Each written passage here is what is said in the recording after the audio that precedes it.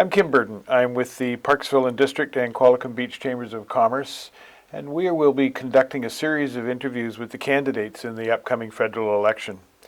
We'll be sharing those interviews with our members and with the general public so that people can make an informed choice when they go to the polls on September the 20th. Our topics are based on things that are of concern to the Chamber of Commerce, and with me today to give his views on those topics is Gord Johns with the federal NDP party. How are you doing, Gord? Good, Kim. It's great to be on this show, and I want to thank you and the PQB News and the Parksville and District Chamber of Commerce for hosting today's interviews. Awesome. So, Gord, let's start with housing. The national housing strategy really isn't working. Homelessness has increased over the last 2 years, and we continue to see a lack of housing as a significant challenge to attract a workforce. What changes to the national housing strategy do you feel need to be made to ensure workers have a greater range of housing options? Well, it's an important question. First, we know that this housing crisis isn't something that we haven't forecasted. We've been citing this as New Democrats, calling on the federal government for action. We know that many people are having a difficult time finding a place to live. Everybody deserves a safe, secure place to live. And right now, we're seeing the federal government say that they're committed to implementing the national housing strategy to develop units. What we're learning is they've only developed half of the housing units that they've committed to. The Liberals abandoned the national housing strategy in the early 1990s. The Conservatives continued to follow through with abandoning people and investing in housing and homes. This is something that's been over 25 years since we've seen the federal government really take a robust initiatives to develop social and co-op housing. Critical housing needs to ensure that we're supporting various different housing needs in our communities. And right now what we're seeing is that we're falling far behind. In Europe, 30% of housing is non-market housing. Here in Canada, we're less than 4%, with housing prices skyrocketing over 30% just over the last year alone. We know that housing is getting more and more difficult for people and for workers. What we need to do is make sure that we're addressing the housing needs that have been identified in the National Housing Strategy. They identified veterans homelessness. They made a commitment that they were going to end veterans homelessness by 2025, yet we haven't seen action to support that commitment. Indigenous, urban and rural Indigenous housing. They need to develop a plan with Indigenous peoples so that they can address those important needs. When it comes to homelessness, they rolled out the Rapid Housing Initiative. They recently funded only 20% of the applications that were shovel ready to address homelessness in this country, when they should have actually fulfilled the commitment that they made to tackle homelessness. And if they fulfilled the need at the time, which is a $5 billion commitment, that not only makes sure that most people that are homeless get a roof over their head, but also create jobs in our communities. So it's actually an opportunity for us to address homelessness, to give people jobs. And in terms of the workforce, we need to make sure that we're creating non-market housing. But we're also investing in supporting developers that are creating rental housing, waiving the GST, creating incentives for first-time home buyers, doubling the homeowners grant, creating incentives so that we can get people into home ownership. But right now we're seeing the average price in the Oceanside area, for example, at $850,000. That's significant. It's very hard for people, especially in entry-level jobs, young people, to see that they have any chance or hope to be able to get into the housing market. So this is something that needs to be a priority. The federal government needs to put money on the table and support local governments and the province. The province of BC is building half of the non-market housing in the country. They need a federal partner, and they need one now. People can't wait. Times are desperate, and housing should be a critical priority of any federal government right now. So can we talk for just a minute about rental accommodation? In the Oceanside region, there's roughly 20% of the available housing stock is available for rent, which is very, very low. And as you said, people on service type jobs earning minimum wage to $20 an hour can't afford the rents that are in this community. How do we fix that? Well, first, the NDP is putting forward a proposal to actually help people pay the rent. Jagmeet Singh's announced supports of up to $5,000 in rental supports for people to be able to pay their rent in the short term while we build non-market, social, co-op housing to address those needs, because it's very important that we have that non-market housing, take it away from the free market. You know, we understand the free market is the most desirable place to be, but people just need safe, secure housing. I'm someone who grew up in co-op housing, so I actually know the benefit. My parents were able to have safe, secure housing. They lived in a co-op. They were lower middle class, hardworking folks that helped subsidize people that were living on disabilities, seniors, single adults, people on income assistance. So the co-op model is one that's more of a communal model, and it's very supportive of those that can't get into the free market. And actually, my parents were able to save some money and eventually buy a home as a result of that co-op model. Right now, we need to strive to ensure that we can give people the certainty and the security they need and have the housing they need. Even businesses can't afford to buy staff accommodation at the prices of real estate today. So we need to provide incentives, but right now we need a federal government to actually fulfill its commitment on the national housing strategy. Our proposal is to build 500,000 units and ensure that we build them in a way that's healthy for the environment. Obviously, striving to be low emission housing, so that we're doing our part to tackle climate change, create jobs, and create housing. But businesses are limited right now in their ability to grow because they can't afford housing. We know that conservatives, they want to provide incentives. They believe the free market can deliver it. It's never happened, not in Canada or anywhere in the world. The Liberals, they talk big, but they don't deliver. We want to see them actually deliver and invest in housing. It needs to be a priority of the next government. New Democrats are going to make sure that happens. Well, I'm glad to hear that, because moving on to our next topic, the lack of available housing for a workforce has created some real problems for our employers in the Oceanside region. What steps can the federal government take to encourage people to return to work? And beyond housing, housing is obviously part of the problem, but greater than that, people just aren't showing up for work. Restaurants are having to close. Stores are having to operate funny hours. People can't get the things they need. And in this particular community, with tourism being a huge part of our economy, our visitors are coming and going, well, why is there nothing open? Yeah, so I think there's multi-factors. We have an aging population, so people are leaving the workforce. This is a challenge for us.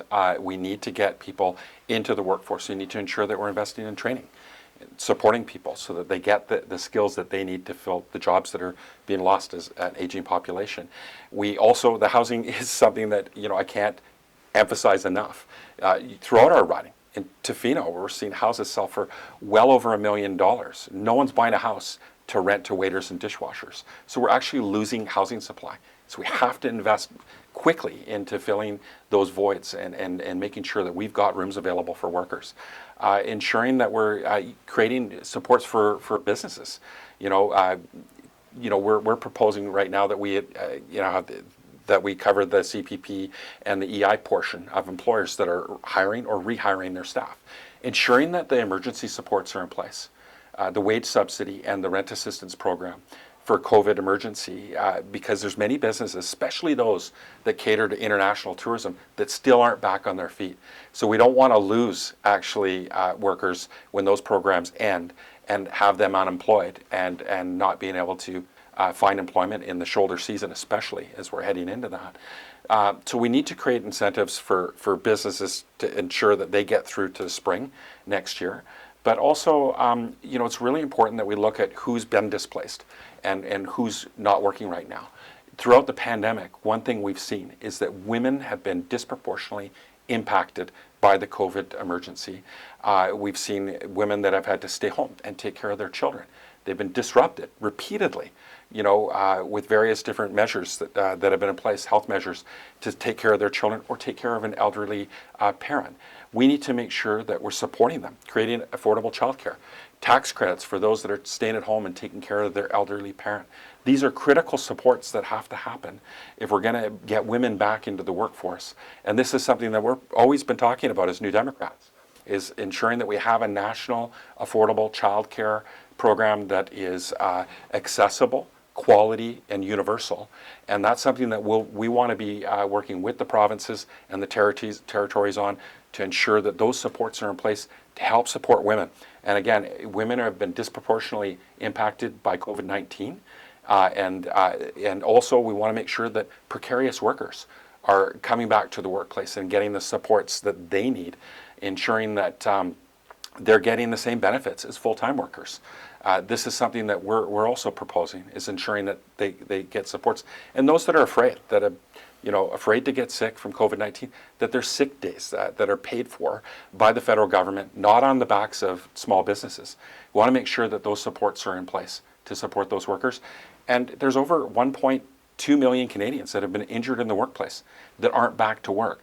I put forward a motion for a national disability management program, which we worked with Pacific Coast University for Workplace Health Sciences in Port Alberni, and we were able to just secure $2.7 million to help train employers so they can accommodate workers that have been injured and help them get back to work. When someone's injured in the workplace and they don't get back to work within a year, they only have a 1% chance of returning to work. If we can unlock that potential, get those workers back into the workplace, then we can help fill some of those roles. So a multifaceted approach. There's no silver bullet, but we need to work hard. And of course, immigration. And of course, holiday visas as well that have been an important part of filling those jobs. As we continue to grow our economy in Canada, we need to make sure that those people have a place to live, though. We can't invite people to come fill these jobs and not have safe, secure housing. So it is interconnected, and it is very important that we invest in people, and that's what we're going to be putting forward in our platform. And as New Democrats, we'll be fighting for people to ensure that they have those supports and that we get people back into the workplace. Thank you. That's a critical piece for the business community, obviously, given where we're at right now. Another critical piece, and more about attracting businesses to our community, is our tax system. Our tax system has been, I like to think of it as cut and paste. We've done an awful lot of cut and paste into the income tax rules and regulations, into the general tax rules and regulations, particularly for business. And the Canadian Chamber of Commerce, through their local members, has asked for a full independent review of the taxation system. Will you, as an NDP government or as a balance of power government, commit to a comprehensive independent tax system review? What we're hearing from people is, they've been going through this COVID-19. Everyone's tired. They're worried about how they're going to pay their bills, keep their jobs, and feed their families. People are deeply concerned about the rising cost of goods, inflation, the challenges around housing, and how they're going to take care of their children. We're hearing in this campaign that people are finding it unacceptable that the wealthiest of Canadians aren't paying their fair share, that the system's rigged. It's designed so that the wealthiest Canadians can use tax loopholes, and they're not paying their fair share in Canada. When people say, well, we're worried that you're going to chase away the richest Canadians, well, they've already left. We need to make sure they pay their taxes here in Canada. We need to stop giving CEOs tax loopholes and tax breaks that you don't get and everyday Canadians don't get. We need a fairer tax system. It's broken. It's serving the wealthiest Canadians, many of them who benefited from the pandemic, including big companies like Amazon that aren't even paying tax in our country, or the web giants, Amazon and the Google and Facebook. We want them to pay their fair share. So we want to fix the tax system and create a wealth tax for those that have wealth of over $10 million, paying a small amount of tax really in relation to how much wealth they have. But we want them to pay their fair share, and we don't want to see cuts to services. That's what's going to happen if the Conservatives get in. They're going to cut taxes for the wealthiest, and then they're going to cut services off the backs of everyday Canadians. And we know that the Liberals continue to protect the wealthiest of Canadians. So we want a tax system that works for people, not for the people at the top. So will you commit to a full review? Absolutely. We want a review. We want to change the whole tax code. We want to make sure that big banks are also paying their fair share. Have you contemplated a flat tax? I think right now we need to make sure that we create a system where the wealthiest pay more than they're paying right now. And it's not going to be on the backs of everyday Canadians. And everyday Canadians shouldn't be paying the taxes to build the infrastructure and maintain the economy so that the richest can, take the profits and leave our communities. We live in, largely rural communities. We see wealth start in rural communities, and we see it leave rural communities. We got to stop that. We got to make sure that we're protecting everyday Canadians, and that's something that we're going to be fighting for. Thanks. Those have been great answers, and thank you so much for coming in and meeting with us today and providing our members with some information that will help them to make their decisions on September 20th. And we obviously urge everybody to get out and vote on September 20th or before in the advance polls as they're available. Thank you.